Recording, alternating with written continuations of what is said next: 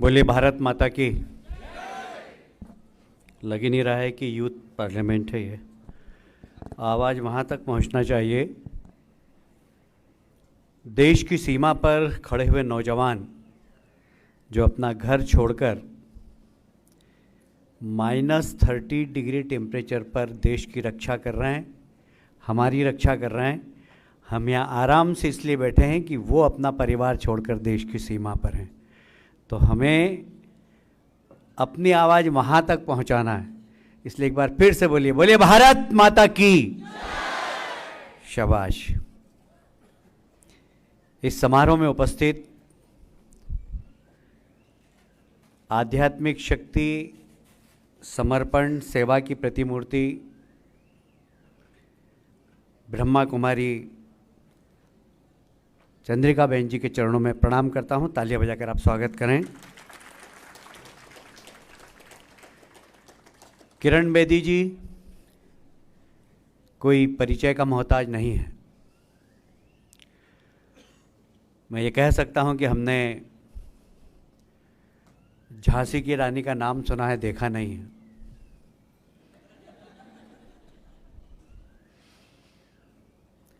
हमने रानी दुर्गावती का नाम सुना है, देखा नहीं है। इनको देखकर ऐसा लगता है कि वो भी ऐसी ही रही होंगी। जरा तालियां बजाकर किरण बेदी जी का भी स्वागत करें।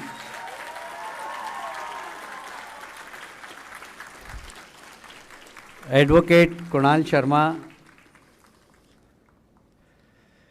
जो मेरे प्रदेश के जवाई बनने वाले हैं अब जल्दी। कुणाल जी जो छात्र संसद के रूप में आपने नौजवानों में विश्व के सबसे बड़े प्रजातांत्रिक व्यवस्था को चलाना और सीखना दोनों की जिम्मेदारी सौंपी है। इस बहुत ही ज़बरदस्त काम के लिए आपको धन्यवाद देता हूं। तालियां बजाकर इनका भी स्वागत करें। रथिन भट्ट जो कि नेशनल जनरल सेक्रेटरी हैं। बहुत अच्छा बोला आपने, गागर में सागर भर दिया। रतिन आप सभी युवाओं के प्रतिनिधि हैं, कल के भविष्य हैं। तालियां बजाकर कल के भविष्य रतिन का भी स्वागत करें। मनन चौकसी जी, श्री शाह साहब जो 5 ट्रिलियन इकोनॉमी की बात कर रहे हैं, और जब 5 ट्रिलियन इकोनॉमी हो जाएगी तो सबसे ज़्यादा चांदी सीओ की होगी जितने। इस सभागृह में उपस्थित सभी नौजवान मित्रों, यहाँ पर मुझे बताया गया प्रोफेसर्स भी हैं विभिन्न कॉलेज और संस्थानों के। मैं सब प्रोफेसर्स को भी प्रणाम करता हूँ, नमस्कार करता हूँ। मित्रों, मैं आपकी परीक्षा नहीं लेना चाहता, पर मैं चाहता हूँ कि मैं कोई स्लोगन बोलूँ तो आवाज़ आपके उधर से आना चाहिए कि ये स्लोगन किसने दिया। यदि मैं कहूं कि उठो जागो और चलते चलो जब तक कि लक्ष्य प्राप्त नहीं हो। प्रणाम करता हूं आपकी विद्वता को, जरा तालियां बजाएं अपने लिए ही। यदि मैं कहूं वंदे मातरम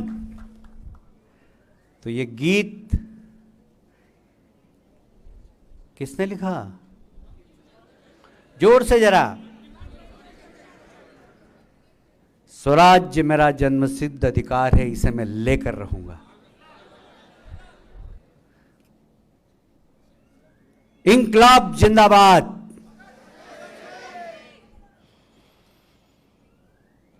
आराम हराम है,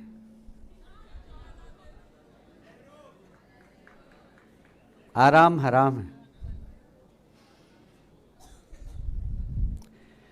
पंडित जवाहरलाल नेहरू, तुम मुझे खून दो मैं तुम्हें आजादी दूंगा। वाह, मानना पड़ेगा आपको। सारे जहां से अच्छा हिंदुस्तान हमारा। इकबाल, सरफरोशी की तमन्ना अब हमारे दिल में है। वाह, तालियां बजाइए जरा जोरदार। राम प्रसाद बिस्मिल, काकोरी कांड के हीरो। अंग्रेजों भारत छोड़ो, ये तो आपके माटी के पुत्र ने दिया है, महात्मा गांधी जी ने। जय जवान जय किसान, हाँ, लाल बहादुर शास्त्री, जय जवान जय किसान, और फिर जय विज्ञान और जोड़ा एक देश के प्रधानमंत्री ने, अटल बिहारी वाजपेयी। क्या बात है। फिर एक और शब्द जोड़ा, जय अनुसंधान, आपके गुजरात के नरेंद्र मोदी।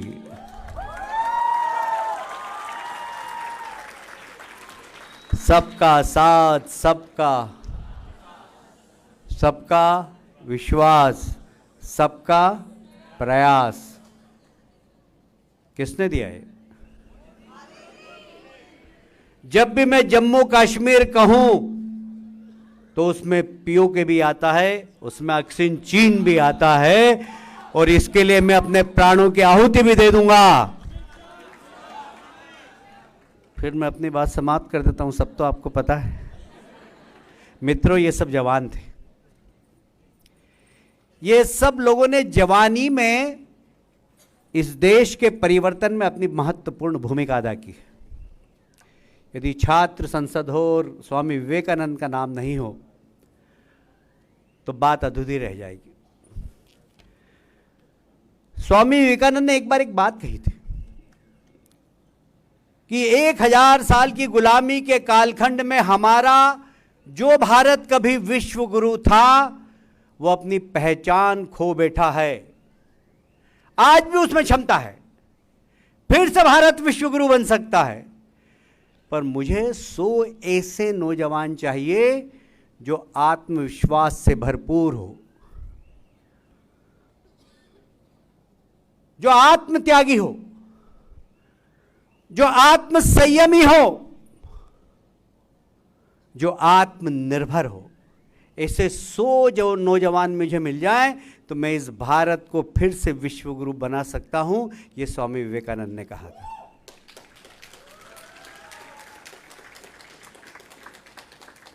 मैं कुछ ऐसे ही दृश्य देख रहा हूं। 2000 के पहले, 2014 के पहले का भारत और 2014 के बाद के भारत को यदि हम देखें तो एक अलग ऊर्जा भारत में दिखती है। 2014 के पहले के भारत के मीडिया को यदि हम देखें, हम समाचार पत्र देखें, हम टीवी देखें, तो एक निराशा का वातावरण था। कहीं पर घोटाले हो रहे हैं, कहीं 2G हो रहा है, कहीं 3G हो रहा है, कहीं जीजाजी जमीन को झपट रहे हैं। और 2014 के बाद का भारत,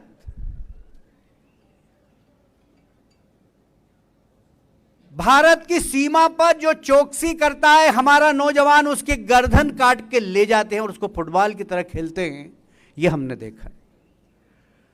वो सैनिक जो देश की रक्षा करते हैं, यदि वहां पर कुछ भी हरकत होती है तो उनको दिल्ली से पूछना पड़ता था कि अब हम क्या करें। 2014 के बाद अब वो जो सीमा पर खड़ा हुआ नौजवान है वह पूछता नहीं है, उधर से गोली आती है तो इधर से गोला चलाते हैं। यह भारत में एक परिवर्तन है।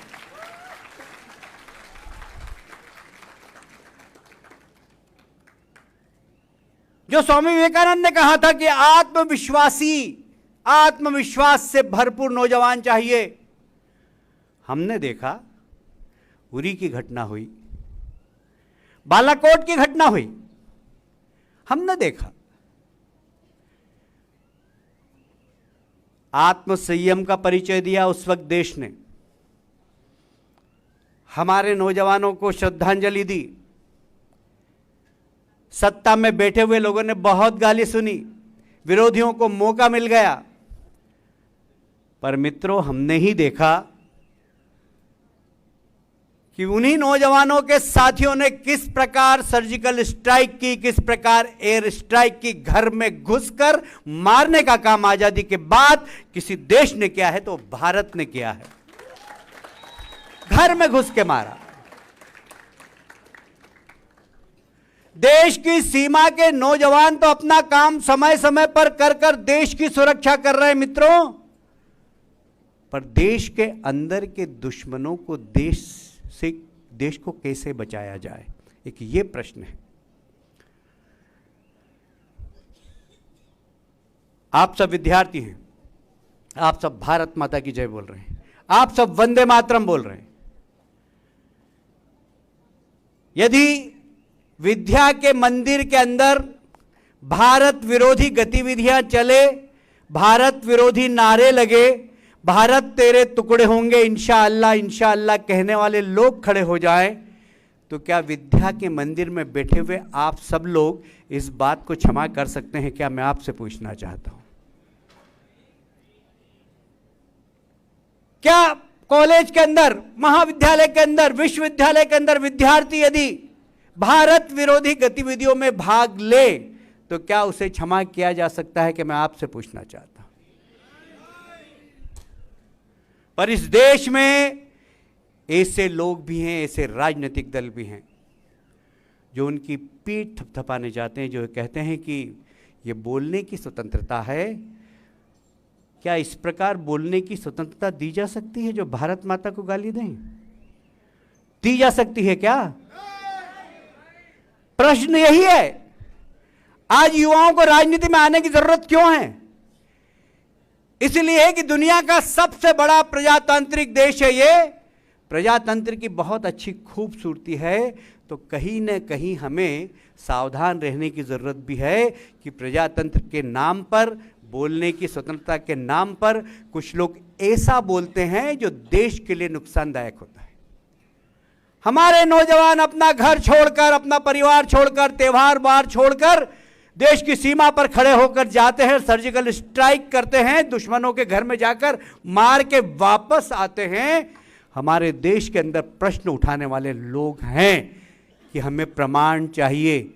क्या सेना की ताकत, विश्वसनीयता, शक्ति का प्रमाण चाहिए उनको? क्या उनको प्रमाण मांगने का अधिकार है? क्या मैं आपसे पूछना चाहता हूं। और इसलिए देश के बाहर के दुश्मन को तो हमारे सैनिक निपट लेंगे। 20 लाख नौजवान अपना घर छोड़कर देश की सीमा पर डटे हुए हैं, पर देश के अंदर जो लोग गतिविधियां चला रहे हैं उनका क्या होगा?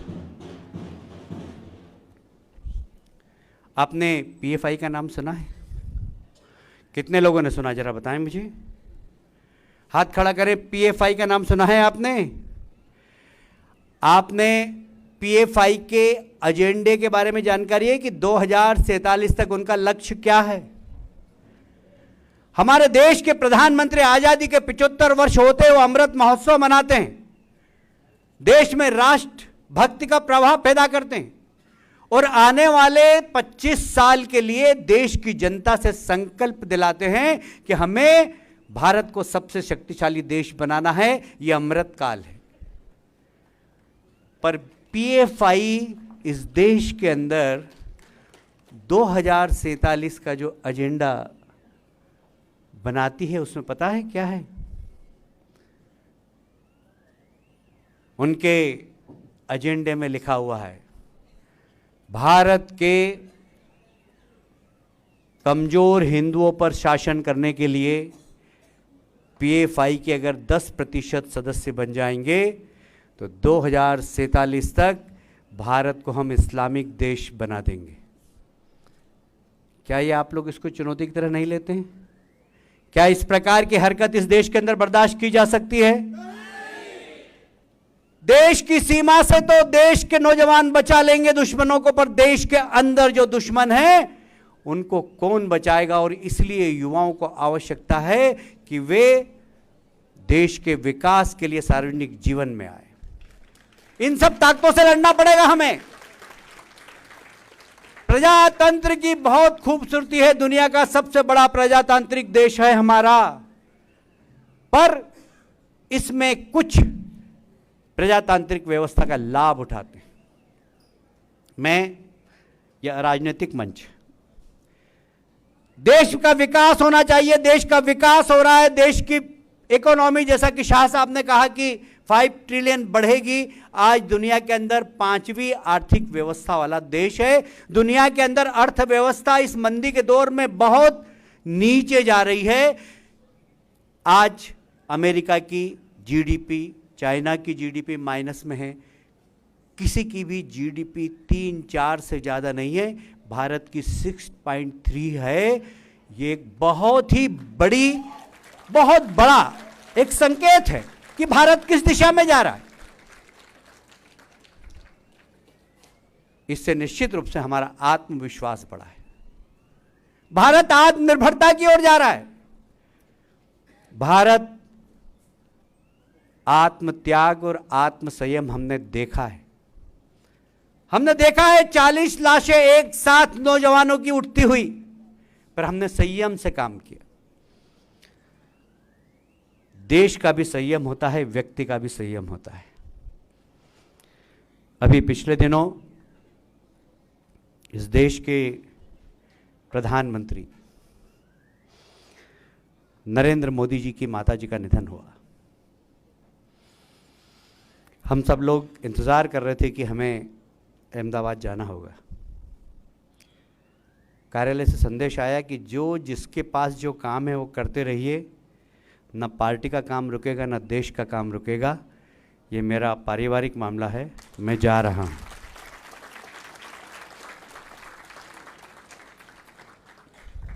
मैं जा रहा हूँ वहाँ तक तो ठीक है। 3 बजे निधन हुआ, 9:30 बजे अंतिम संस्कार कर दिया। 11 बजे वो व्यक्ति पहले पुत्र धर्म का निर्वाह किया, फिर राज धर्म का निर्वाह करने के लिए राजभवन में बैठकर देश का काम करने लगा। स्वामी विवेकानंद ने जो आत्मत्याग और आत्मसंयम की बात कही, मैं समझता हूं इससे बड़ा उदाहरण कोई दूसरा नहीं हो सकता। आज भारत आत्मनिर्भरता की ओर बढ़ रहा है। भारत को विश्व गुरु बनना है तो सिर्फ नौजवानों को ही नहीं, पूरे देश को आत्मनिर्भर बनना पड़ेगा। और इस दिशा में मोदी जी के नेतृत्व में हर क्षेत्र में काम हो रहा है। हमने कोविड की महामारी को देखा। हमसे सक्षम देश, हमसे अच्छा मेडिकल इंफ्रास्ट्रक्चर जिन देशों का है, वहां की मृत्यु दर देख लीजिए और हमारे यहां की मृत्यु दर देख लीजिए। यह हमारे यहां के नौजवानों का आत्मविश्वास है, हमारे वैज्ञानिकों का आत्मविश्वास है कि उन्होंने वैक्सीन बनाई। आप चूंकि विद्यार्थी हैं इसलिए मैं कहना चाहता हूं आपसे, वैक्सीन बनाना बड़ी बात थी, पर उससे बड़ी बात थी 140 करोड़ लोगों को वैक्सीन लगाना भारत जैसे देश में। मैं आपसे सच कह रहा हूं, आप इस पे पीएचडी करिए। इतने बड़े देश में 140 करोड़ लोगों को इतना कम शासन का इंफ्रास्ट्रक्चर होने के बाद भी लगा देना, ये सिर्फ और सिर्फ इस देश के नेतृत्व की क्षमता है। मित्रों, इसके ऊपर पीएचडी करना चाहिए। मुझे आते ही वक्त रतिन ने कह दिया था कि 15 मिनट और 20 मिनट बोलना है। 15 मिनट तो हो चुके हैं। मैं 3-4 मिनट में बात समाप्त कर दूंगा सिर्फ, क्योंकि हमें किरण जी को भी सुनना है और निश्चित रूप से वो इस देश का गौरव है और मैं उनको बैठकर सुनूंगा। अभी आप तालियां बजाकर एक बार किरण जी का फिर से स्वागत करें।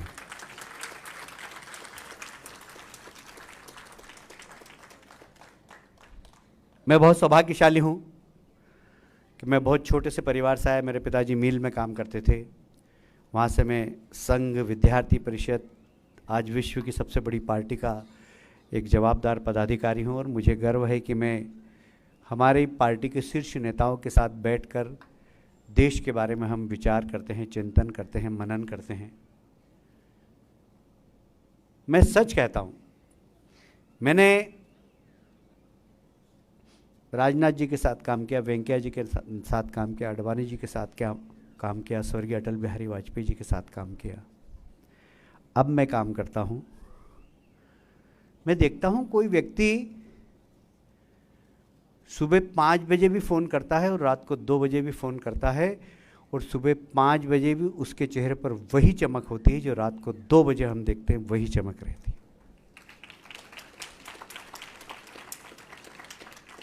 मैं इसको अपना सौभाग्य मानता हूं कि मैं उनके साथ बैठ के कभी कभी काम करता हूं, सिर्फ देश के लिए जीना, इसके अलावा और कुछ विचार ही नहीं, कोई चिंतन ही नहीं, कोई परिवार की नहीं। आप तो सब गुजरात के लोग हैं, एक छोटा सा पार्षद बन जाता है ना, तो उसके परिवार के लोग मर्सिडीज गाड़ी में घूमते हैं। इस प्रदेश का एक व्यक्ति महान प्रधानमंत्री है, उनके परिवार के लोगों को पता भी नहीं कि हमारे परिवार का कोई व्यक्ति प्रधानमंत्री है। इससे बड़ा आत्म संयम और आत्म त्याग क्या हो सकता है? स्वामी विवेकानंद का नाम नरेंद्र था। उन्होंने 5 शब्द दिए: आत्मविश्वास, आत्मनिर्भर, आत्मज्ञान, आत्मसंयम। ये सब मैं अगर किसी में एक व्यक्ति में देखता हूं तो देश के प्रधानमंत्री नरेंद्र मोदी में देखता हूं, और वो इस दिशा में देश को भी ले जा रहे हैं। ये हम सब के लिए सौभाग्य की बात है। बहुत बहुत धन्यवाद। भारत माता की।